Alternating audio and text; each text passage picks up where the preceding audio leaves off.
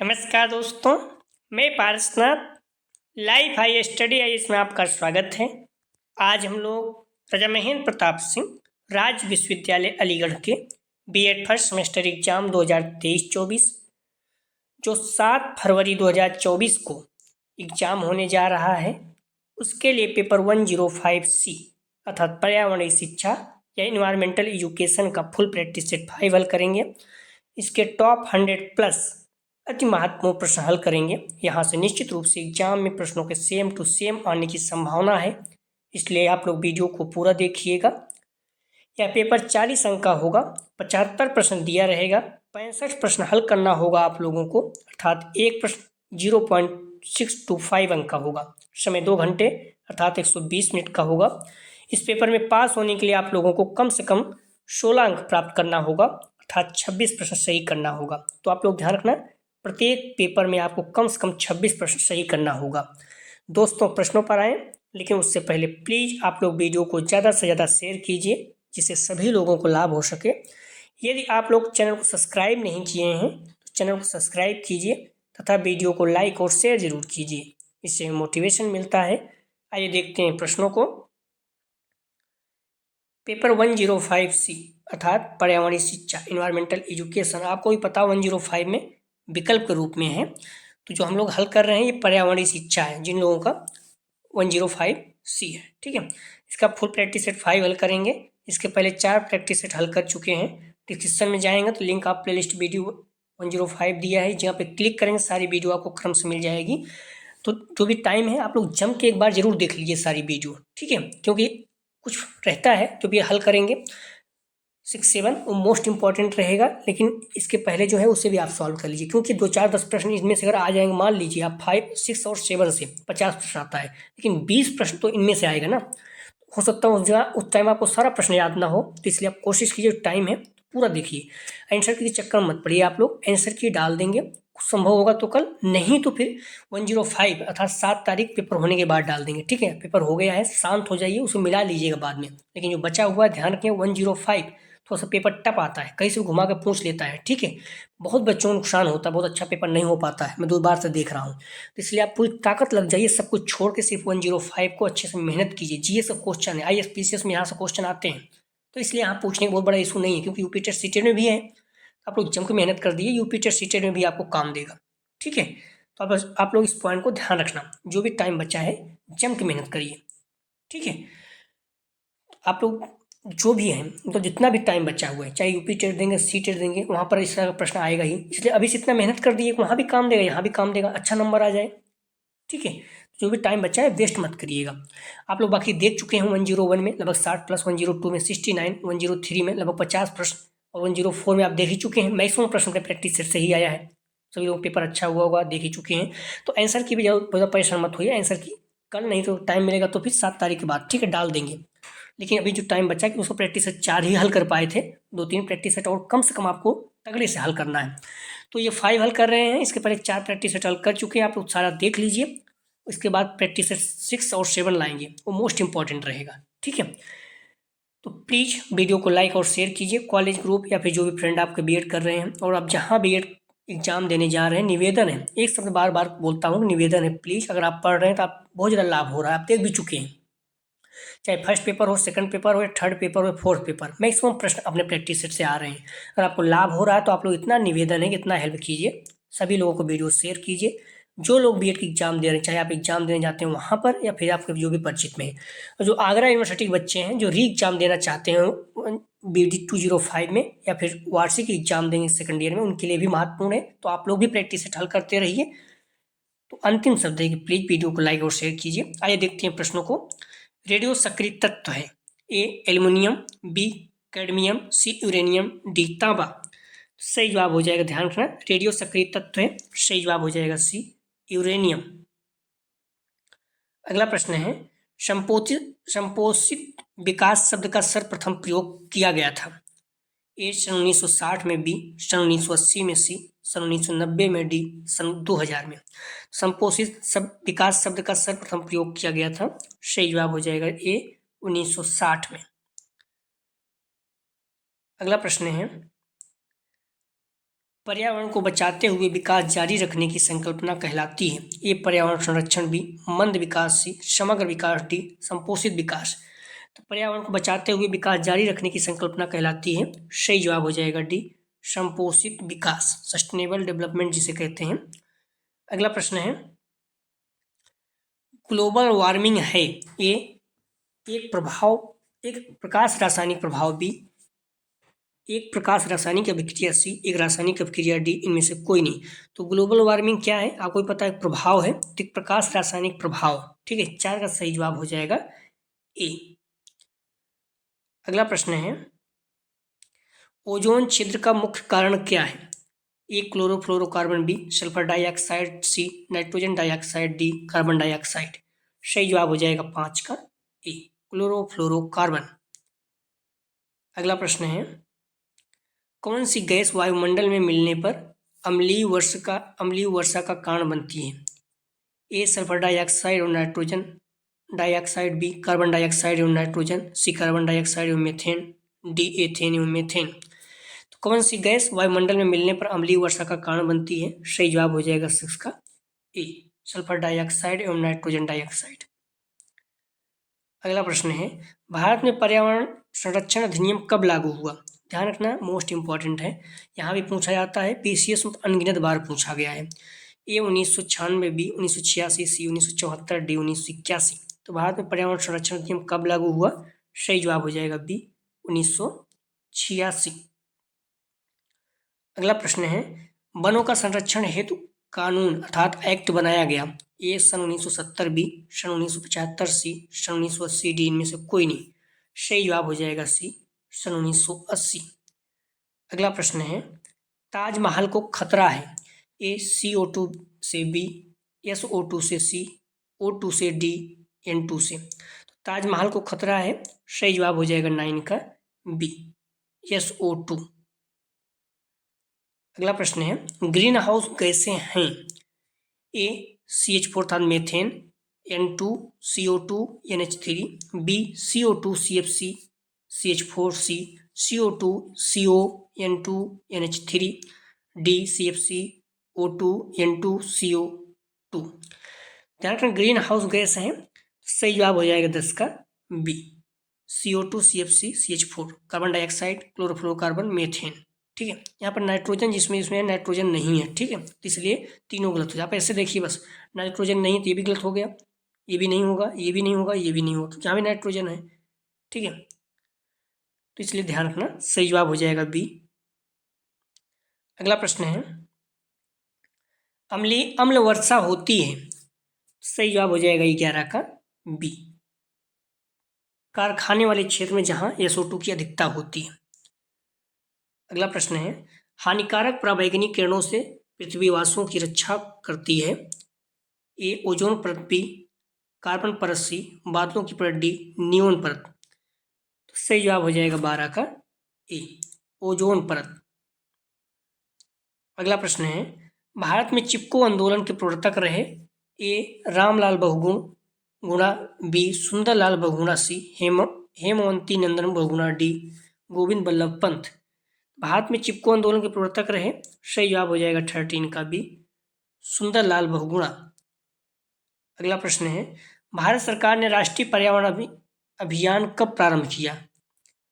सन 1976 में, बी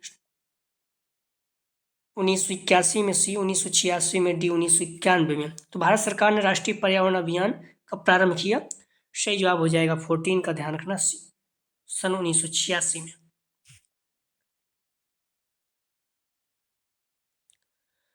अगला प्रश्न है, पर्यावरण का जैविक कारक कौन सा है? ए मृदा, बी वनस्पति, सी वायु, डी तापमान। सही जवाब हो जाएगा 15 का बी वनस्पति। पॉपुलेशन बम नामक पुस्तक के लेखक पॉल आर एल लिच हैं, इस पॉइंट को ध्यान रखना। ग्लोबल वार्मिंग का मुख्य कारण है, तो सही जवाब हो जाएगा 16 का, ध्यान रखना, ए CO2 ग्लोबल वार्मिंग। ठीक है, मुख्य कारण क्या है? CO2 है, हालांकि क्लोरोफ्लोरो भी है, ढेर सारी चीज़ें हैं, लेकिन सबसे मुख्य कारण जो है 16 का ए। अगला प्रश्न है, क्योंकि क्लोरोफ्लोरो एक सीमित ही संख्या में बहुत ज़्यादा नहीं है, मात्रा में है। अगला प्रश्न है, प्रशीतक एवं वातानुकूलन उपकरणों में किसका प्रयोग किया जाता है? सही जवाब हो जाएगा 17 का सी, CFC, क्लोरोफ्लोरोकार्बन। अगला प्रश्न है, जनसंख्या की तीव्र एवं अनियंत्रित वृद्धि को कहते हैं?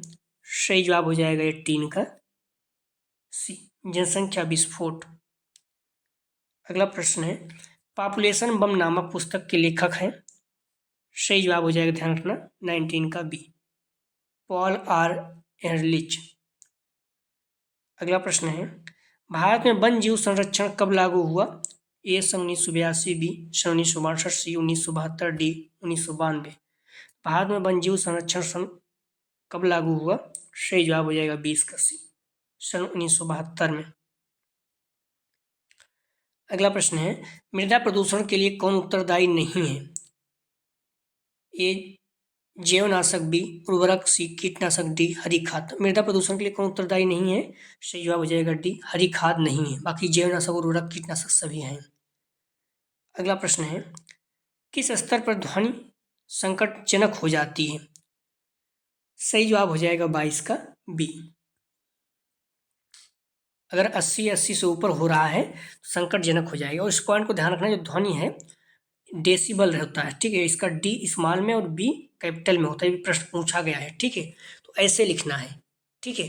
ध्वनि के जो लिखा जाता है डेसिबल मात्रक, स्मॉल में डी, कैपिटल में बी रहेगा। इस पॉइंट को ध्यान रखना, पूछा गया है।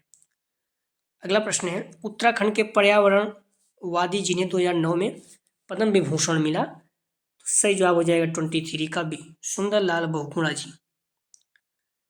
अगला प्रश्न है, टिहरी बांध परियोजना बनी है, ये भागीरथी नदी पर, बी अलकनंदा नदी पर, सी मंदाकिनी नदी पर, डी यमुना नदी पर। सही जवाब हो जाएगा 24 का ए, भागीरथी नदी पर। प्लीज़ आप लोग वीडियो को लाइक और शेयर कीजिए। कॉलेज ग्रुप या फिर जो भी फ्रेंड आपके बीएड कर रहे हैं सभी लोगों को शेयर कीजिए, निवेदन है, जिससे सभी लोगों को लाभ हो सके। ओजोन परत पाई जाती है? ए आयन मंडल में, बी जीव मंडल में, सी स्ट्रेटोस्फेयर, डी जल मंडल में। तो ओजोन परत पाई जाती है, सही जवाब हो जाएगा सी, स्ट्रेटोस्फियर। अगला प्रश्न है, मृदा प्रदूषण का कारण है? ए खनन, बी भट्ठा उपयोग, सी कीटनाशक, डी उपयुक्त सभी। अगर आप देखेंगे तो नॉर्मली पकड़ सकते हैं, ठीक है। कीटनाशक और भट्ठा उद्योग ये दोनों तो हैं। अब खनन जब खनन करेंगे तो भी मृदा प्रदूषण होगी। सही जवाब हो जाएगा डी। अगला प्रश्न है, सूर्य की पराबैंगनी किरणों से हमें सुरक्षा देती है? सही जवाब हो जाएगा 27 का सी, ओजोन, O3। अगला प्रश्न है, वातावरण की कौन सी परत पराबैंगनी किरणों से बचाती है? सही जवाब हो जाएगा 28 का, ध्यान रखना, सी, ओजोन। वहां पर O3 था, यहाँ पर ओजोन साफ साफ लिख दिया गया है। इस तरह से कुछ भी पूछ सकता है। अगला प्रश्न है, वैश्विक ताप का प्रमुख असर है? सही जवाब हो जाएगा 29 का डी, हिमनद का पिघलना एवं पृथ्वी के जल स्तर में वृद्धि। तो बहुत ज़्यादा ग्लोबल वार्मिंग होगा तो गर्मी होगी, गर्मी होने से बर्फ पिघलेगा और जल स्तर में वृद्धि होगी।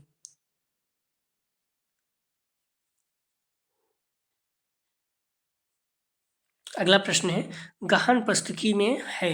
ये पौधे, बीज जंतु, सी सभी जीवधारी, डी केवल अजैविक कारक।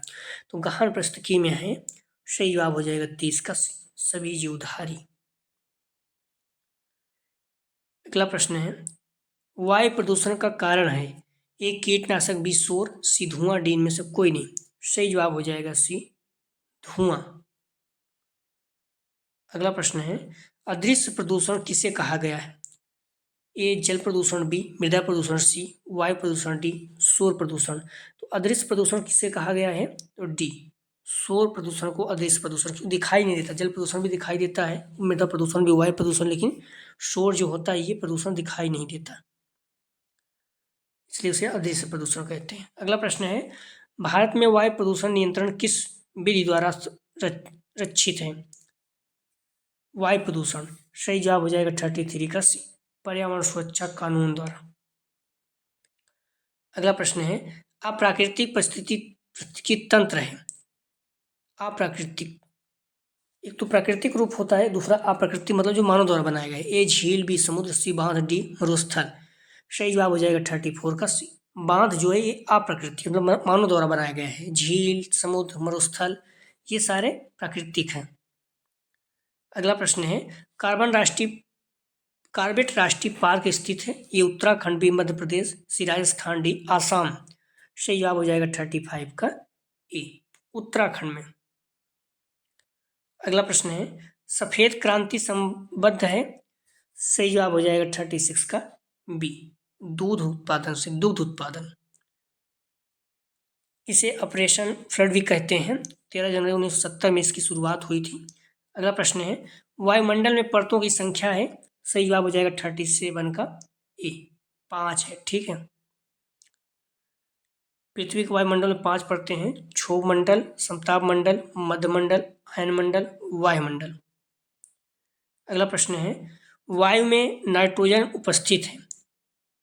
सही जवाब हो जाएगा 38 का डी, 78% नाइट्रोजन है। ठीक है, ऑक्सीजन लगभग 21% है, दोनों याद रखना। अगला प्रश्न है, वायुमंडल में ऑक्सीजन का स्रोत है। ए श्वसन, बी मल त्याग, सी प्रकाश संश्लेषण, डी वाष्पोत्सर्जन। सही जवाब हो जाएगा 39 का सी, प्रकाश संश्लेषण जो है ये ऑक्सीजन का स्रोत है। अगला प्रश्न है, निम्नांकित में से सर्वाधिक वनाच्छादन किस राज्य का है। ए बिहार, बी मध्य प्रदेश, सी हिमाचल प्रदेश, डी केरल। सही जवाब हो जाएगा 40 का बी, मध्य प्रदेश। अगला प्रश्न है, चिपको आंदोलन का संबंध है। ए वन संरक्षण में, बी जीव संरक्षण में, सी जल प्रदूषण में, डी इनमें से कोई नहीं। सही जवाब हो जाएगा 41 का ए, वन संरक्षण में। अगला प्रश्न है, कुल भूमि का वनों से घिरा भाग है। कुल भूमि का वनों से घिरा भाग है। ए 30%, बी 28, 80%, सी 50, डी 90। सही जवाब हो जाएगा 42 का ए, 30%। अलग वर्ड लेवल पे 33% होना चाहिए बताया गया है जो।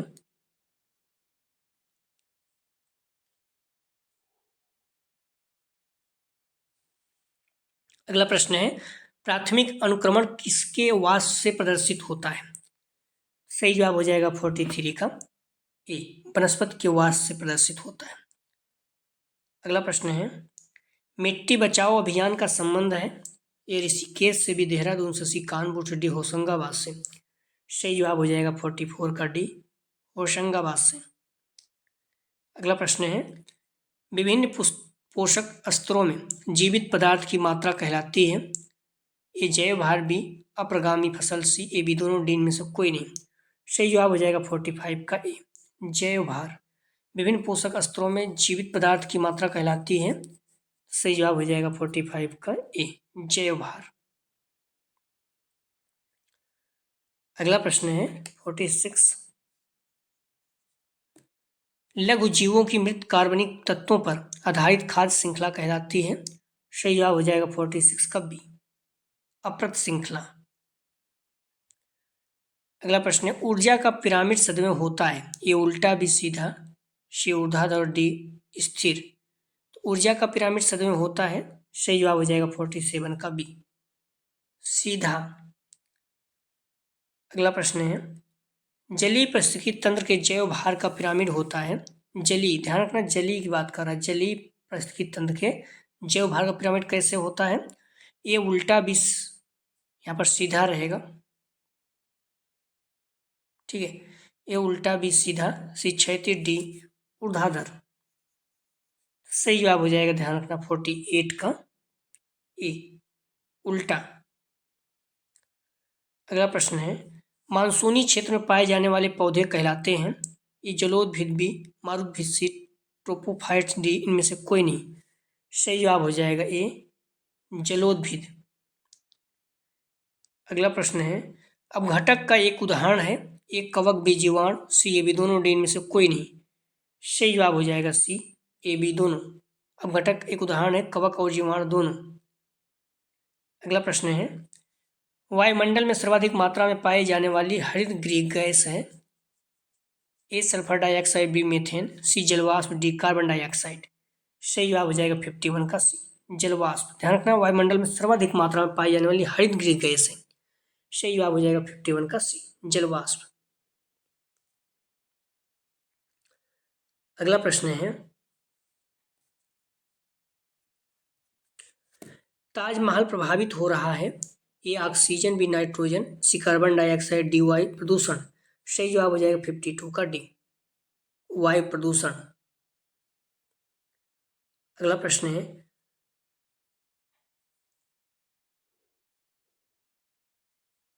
विश्व की सर्वाधिक प्रदूषित नदी है।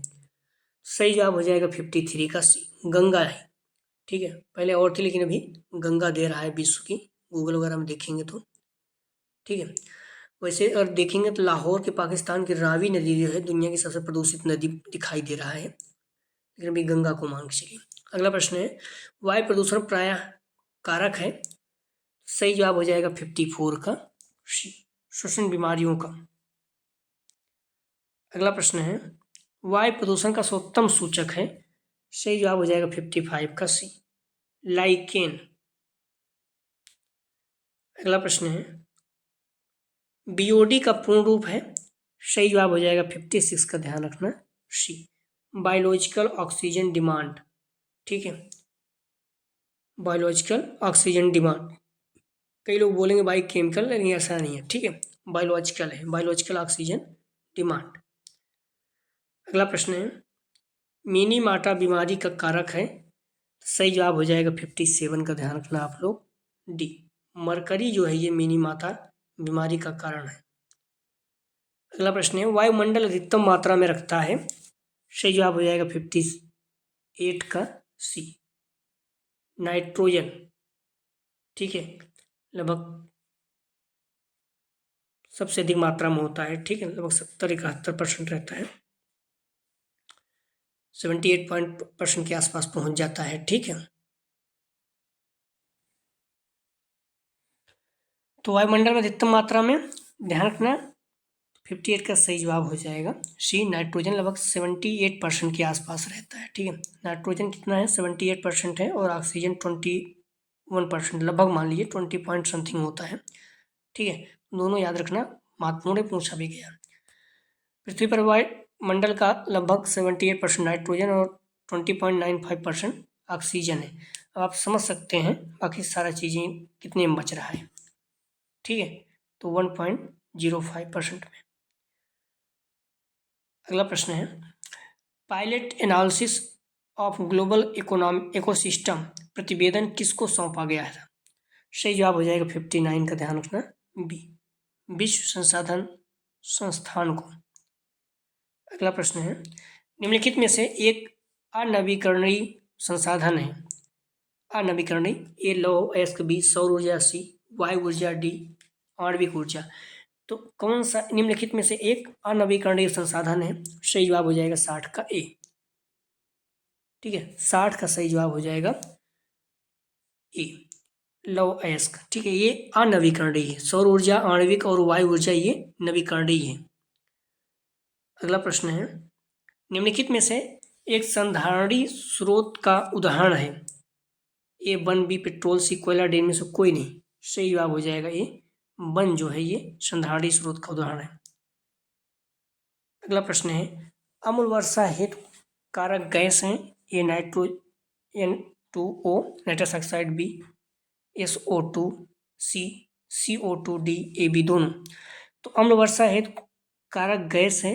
सही जवाब हो जाएगा डी, AB दोनों, NO2 SO2। अगला प्रश्न है, संपोषी विकास के 3 पक्ष हो सकते हैं। तो सही जवाब हो जाएगा 63 का सी, पर्यावरण, पारिस्थितिकी एवं समाज। अगला प्रश्न है, निम्नलिखित में से एक गैर परंपरागत ऊर्जा का स्रोत है।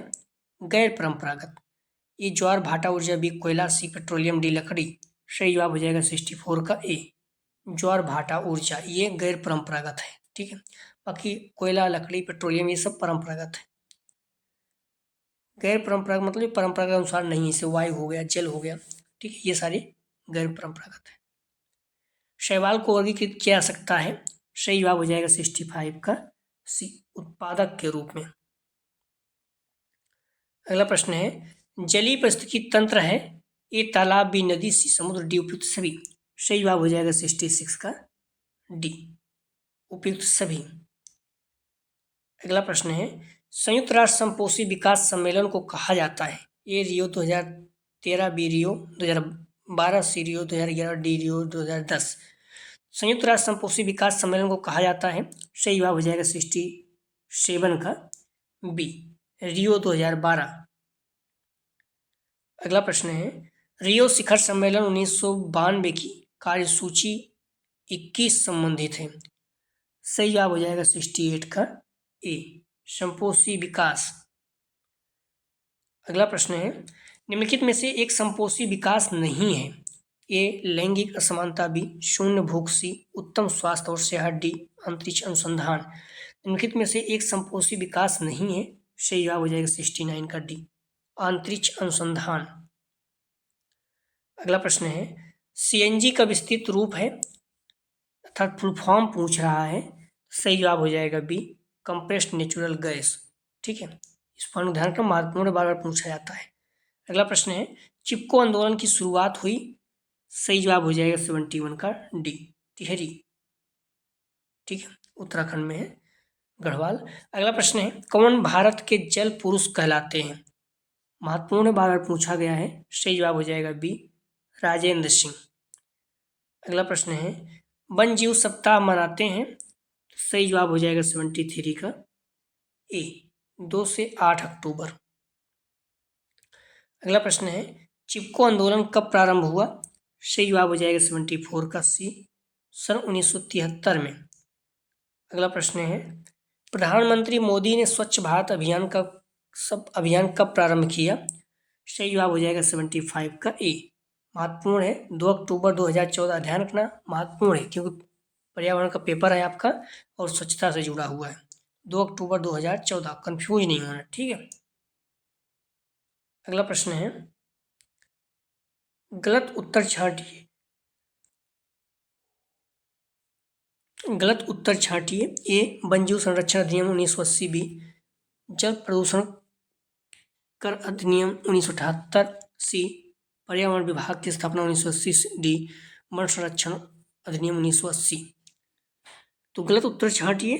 ध्यान रखना, इसका सही जवाब ए और बी दोनों है। ठीक है, दोनों गलत है क्योंकि वन्य जीव संरक्षण अधिनियम कब पास हुआ था? 1972 में।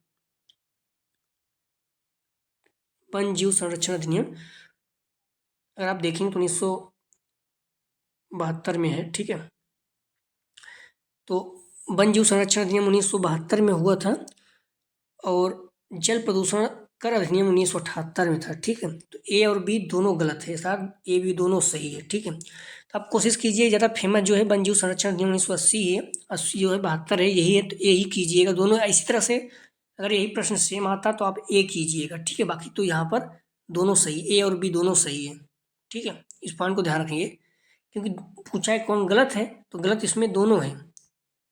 लेकिन अगर आप दो इसी तरह से करना ही है तो नहीं करना छोड़ दिए, करना ही है तो ये कीजिएगा। वन्य जीव संरक्षण अधिनियम 1972 है और जल प्रदूषण कर अधिनियम 1974 है। अगला प्रश्न है,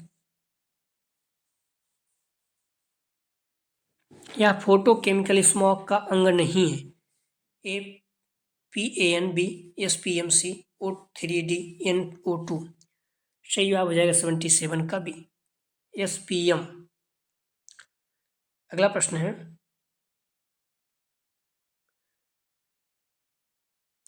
पर्यावरण संरक्षण में मीडिया की भूमिका है? ए पर्यावरण पर प्रतिकूल प्रभाव डालने वाले गतिविधियों के विषय में शिक्षित करना, बी प्राकृतिक संसाधनों का संरक्षण, सी पर्यावरण संबंधी जानकारी का प्रसार, डी उपयुक्त सभी।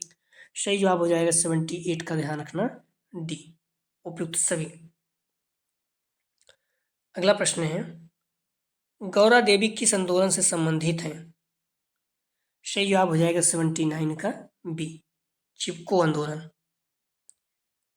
अगला प्रश्न है, जैव विविधता शब्द किसने दिया? ध्यान रखना, यहाँ जैव नहीं जैविक विविधता है। ठीक है, इस पॉइंट को ध्यान रखना। जैव विविधता होता तो वॉल्टर जी रोजन हो जाता है, लेकिन यहाँ जैविक विविधता दिया, दोनों को शब्दों को ध्यान रखना। ठीक है, तो डी इनमें से कोई नहीं हो जाएगा। मॉडल पेपर अगर हम देखेंगे तो सब में ए दिया है क्योंकि वो जैव विविधता के बारे में दे रहे हैं। ठीक है, जैव विविधता और जैव विविधता में अंतर है, डी इसका सही जवाब है। अगर आप जैविक विविधता देखेंगे तो उसको क्या बोलते हैं? Biological diversity. शब्द का सर्वप्रथम प्रयोग वन्यजीव वैज्ञानिक और संरक्षणवादी रेमंड एफ डैशमैन ने 1968 में ई डिफरेंस काइंड ऑफ कंट्री पुस्तक में दिया है। ठीक है, इस पॉइंट ध्यान रखना। जैविक विविधता जो है शब्द रेमंड एफ डैशमैन ने दिया है। ठीक है, जैविक विविधता अर्थात बायोलॉजिकल डाइवर्सिटी शब्द परिवर्तित होकर जैव विविधता बायोडाइवर्सिटी बना। जैव विविधता शब्द किसने दिया? वोल्टर जी रोजन ने दिया। इस पॉइंट को ध्यान रखना। ठीक, कंफ्यूज नहीं होना। मॉडल पेपर वगैरह कहीं भी देखोगे वहाँ बार बार जैव विविधता देकर वोल्टर जी रोजन देगा, जो गलत है। ठीक है, तो सही जवाब इसका क्या है? डी।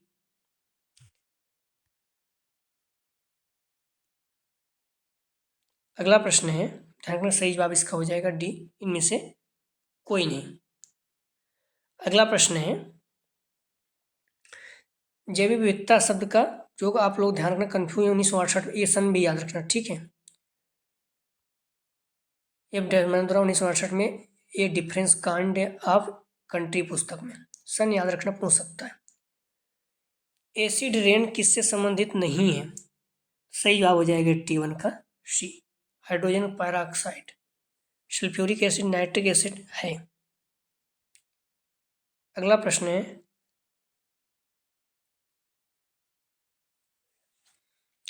इको साक्षर नागरिक की जागरूकता क्षमता एवं सकारात्मक दृष्टि किसके बारे में है? सही जवाब हो जाएगा T2 का सी, पर्यावरण की समस्या। अगला प्रश्न है, भू संरक्षण का मुख्य कारण है? सही जवाब हो जाएगा T3 का ए, वन कटाई। ठीक है, भू संरक्षण का, भूक्षरण बात कर रहा है, भूक्षरण मतलब भूमि का कटना, तो वन कटाई मेन है। ठीक है, बाकी तो सारी चीज़ें हैं। मवेशी चराई से भी होता है, पश्चिमी हवाओं से भी होता है, तापमान समान में उल्टा बदलाव भी होता है, लेकिन सबसे बेस्ट ऑप्शन जो है ए, वन कटाई से। वन कटने से फिर बारिश वगैरह भी हुई, ढेर सारी चीज़ें होती हैं। भारतीय परंपरा के अनुसार पर्यावरण है एक जीवंत व्यवस्था भी, सभी तत्व अन्योन्याश्रित है, सी, सभी तत्व महत्वपूर्ण है, डी, उपयुक्त सभी। तो भारतीय परंपरा के अनुसार पर्यावरण है, सही जवाब हो जाएगा 84 का डी, उपयुक्त सभी। अगला प्रश्न है, पर्यावरण अधिनियम के अनुसार सतत संसाधन प्रबंधन है, सही जवाब हो जाएगा 85 का, ध्यान रखना सी।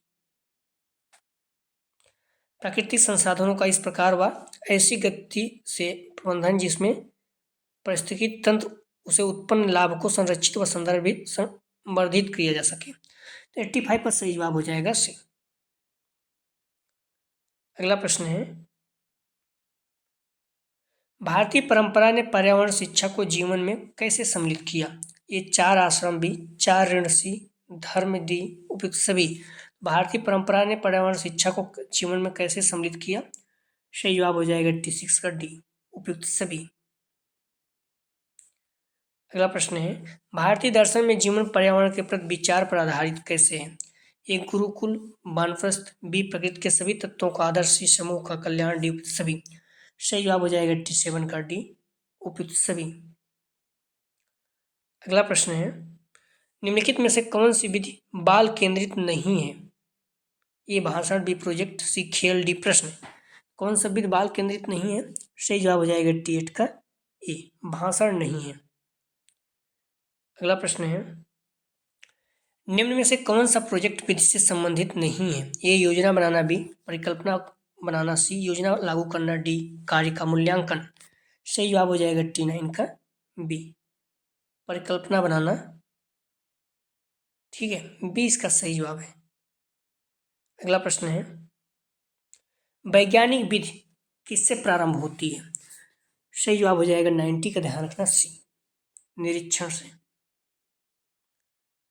अगला प्रश्न है, दृश्य श्रव्य सामग्री के उदाहरण। दृश्य श्रव्य मतलब क्या होता है? जो दिखाई भी दे, सुनाई भी दे। ए, LCD प्रोजेक्टर, चार्ट। इसमें ध्यान रखना चाहिए, चार्ट है ये सिर्फ दिखाई देता है, सुनाई नहीं। बी, कंप्यूटर रिकॉर्डिंग, सी, फिल्म नाटक, डी, उपयुक्त सभी। तो ध्यान रखना, दृश्य श्रव्य सामग्री के उदाहरण है, सही जवाब हो जाएगा 91 का सी, फिल्म और नाटक, फिल्म सुनाई और दिखाई दोनों देता है, नाटक भी दिखाई और सुनाई दोनों देता है, ठीक है।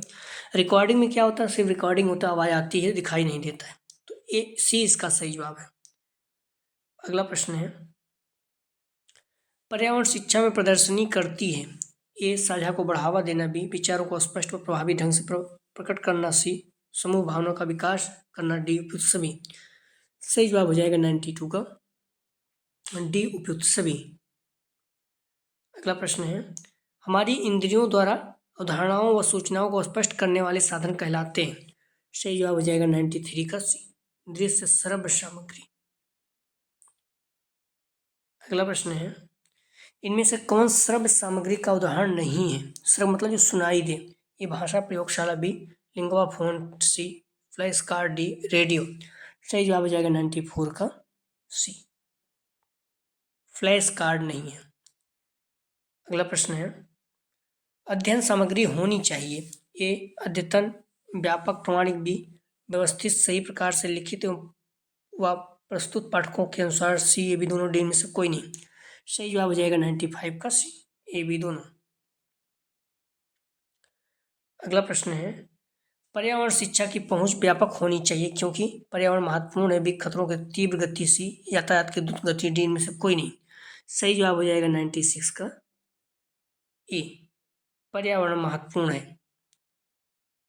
अगला प्रश्न है, ध्यान रखना इस प्रश्न को, आप लोग कंफ्यूज नहीं हो, ठीक है। पर्यावरण शिक्षा की पहुंच व्यापक होनी चाहिए क्योंकि पर्यावरण महत्वपूर्ण है। मॉडल में देखेंगे बी दिया हुआ है। अगला प्रश्न है, ताजमहल किसके कारण खतरे में है। सही जवाब हो जाएगा 97 का सी SO2। अगला प्रश्न है, भारतीय वन्यजीव संस्थान स्थित है। सही जवाब हो जाएगा 98 का ए देहरादून में। अगला प्रश्न है, भारत का सबसे बड़ा पवन चक्की संयंत्र है। सही जवाब हो जाएगा 99 का बी तमिलनाडु में। अगला प्रश्न है, पर्यावरण पर स्टॉकहोम सम्मेलन कब हुआ था। सही जवाब हो जाएगा 100 का सी 1972 में। अगला प्रश्न है, हमारे वायुमंडल में सर्वाधिक प्रचुरता में पाई जाने वाली गैस है। सही जवाब हो जाएगा बी नाइट्रोजन, लगभग 78%, ठीक है। ऑक्सीजन 21%, 20.95%, बी इसका सही जवाब हो जाएगा। अगला प्रश्न है, पृथ्वी का औसत तापमान है। सही जवाब हो जाएगा 102 का बी 14 डिग्री सेल्सियस। अगला प्रश्न है, सफेद क्रांति संबद्ध है। सही जवाब हो जाएगा 103 का बी दूध उत्पादन से। अगला प्रश्न है, पर्यावरण शिक्षा को एक विषय की भांति किसने घोषित किया। ए उत्तर प्रदेश उच्च न्यायालय, बी NGTC, दिल्ली उच्च न्यायालय, डी सर्वोच्च न्यायालय। तो पर्यावरण शिक्षा को एक विषय की भांति किसने घोषित किया।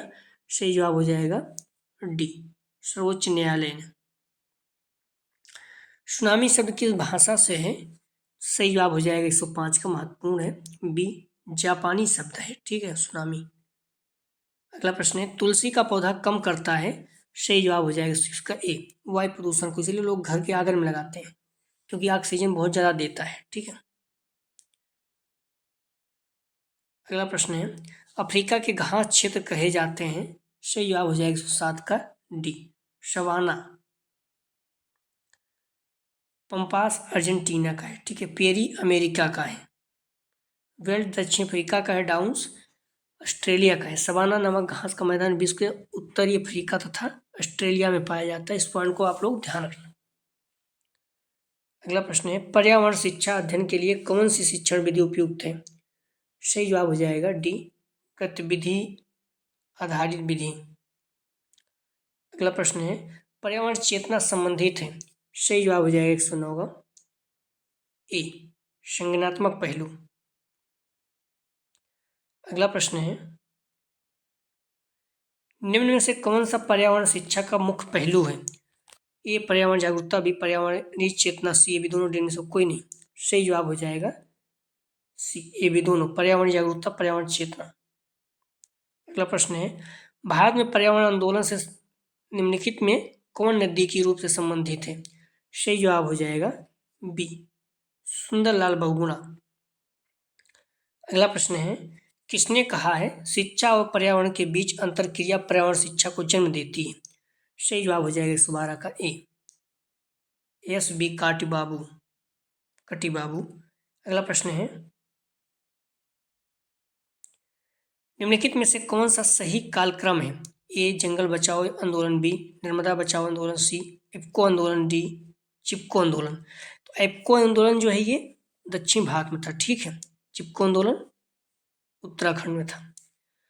सही जवाब हो जाएगा 113 का, ध्यान रखना, सी। अर्थात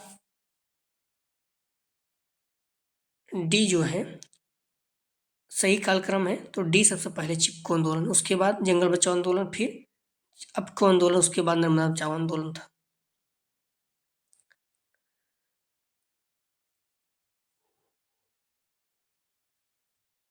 जंगल बचाओ आंदोलन 1980, नर्मदा बचाओ आंदोलन 1989, एप्को आंदोलन 1983, चिपको आंदोलन 1972। तो पहले नंबर 73, तो पहले नंबर कौन हो जाएगा?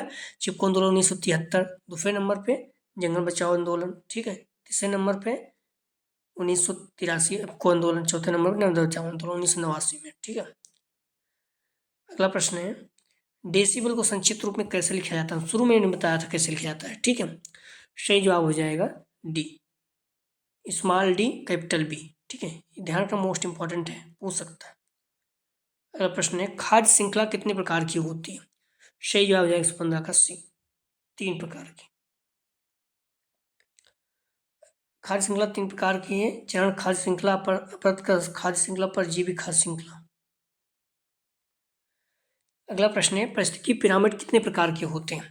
सही जवाब हो जाएगा 116 का, ए, 3 प्रकार के होते हैं, ठीक है। महत्वपूर्ण तीनों नाम याद हो तो अच्छा रहेगा। अगला प्रश्न है, CLE का पूरा नाम क्या है? सही जवाब हो जाएगा 17 का, डी, अधिगम और शिक्षा केंद्र, ठीक है। आप लोग ध्यान रखना, आप डिस्क्रिप्शन में जाएंगे, लिंक आप प्लेलिस्ट वीडियो 105 दिया है, आप इस जगह पर क्लिक करेंगे, सारी वीडियो क्रम से मिल जाएगी। इससे पहले जो 4 वीडियो हल किए हैं हम लोग, इसके बाद 6-7 हल करेंगे। 6-7 मोस्ट इंपॉर्टेंट रहेगा, ठीक है। दोनों वीडियो अगर आप तैयार कर लेंगे तो बहुत ज़्यादा हो जाएगा। बाकी अगर टाइम अभी है जितना, आप ये 5 वीडियो देख लीजिए, क्योंकि अगर मैं 6-7 हल करूँगा, मान लीजिए उसमें 50 क्वेश्चन आता है, तो 20 क्वेश्चन के लिए आपको ये पूरा पढ़ना पड़ेगा। तो भी टाइम में पढ़ते रहिए, ठीक है। जितना टाइम हो सके पूरी ताकत से आंसर की अपलोड कर दी जाएगी, ठीक है। या तो 7 तारीख के बाद, या फिर कोशिश करूँ कल शाम, तो बहुत मुश्किल है, 7 तारीख बाद ही देखिए, ठीक है। क्योंकि अब टाइम बहुत कम है, तो आप पूरी ताकत से लग जाइए। ध्यान रखना, इन्वायरमेंट का क्वेश्चन ब्रॉड है, बहुत ज़्यादा यूपी टेट सीटेट में आया हुआ है, ISPC हर जगह क्वेश्चन मिल जाता है, तो इससे बहुत क्वेश्चन पूछता है, ठीक, नया नया। तो आप लोग अच्छे से मेहनत करिए, परेशान हो जाएंगे, ठीक है। दोस्तों ध्यान रखना, अगला जो प्रैक्टिस सेट हल करेंगे, फुल प्रैक्टिस सेट 6 से हल करेंगे। प्लीज़ आप लोग वीडियो को लाइक और शेयर कीजिए। कॉलेज ग्रुप दोस्त या जो भी आपके बीएड कर रहे हैं, जहाँ से आप एग्जाम देने जाते हैं, जहाँ पर बीएड में, वहाँ पर चैनल के बारे में बताइए। आप 101 में देखिए 60+ क्वेश्चन, बी में 69+, सी में देखिए तो लगभग 50 क्वेश्चन, ठीक है। डी में भी आप, सॉरी 104 में देखिए कितने, इसमें भी बहुत ज़्यादा प्रश्न फंसे हैं। तो इस तरह से आप लोग ध्यान रखिए और विश्वास कीजिए, अगर आप जुड़े रहेंगे निश्चित रूप से आप लोग लाभ होगा। तो प्लीज़ वीडियो को लाइक और शेयर कीजिए। कॉलेज ग्रुप दोस्त या जो भी हैं, आप लोग अपना स्टेटस में भी लगा दिया करें, इससे क्या होगा, कई लोग देखेंगे और प्रचार भी होगा। निवेदन है, प्लीज़ वीडियो देखने के लिए धन्यवाद दोस्तों।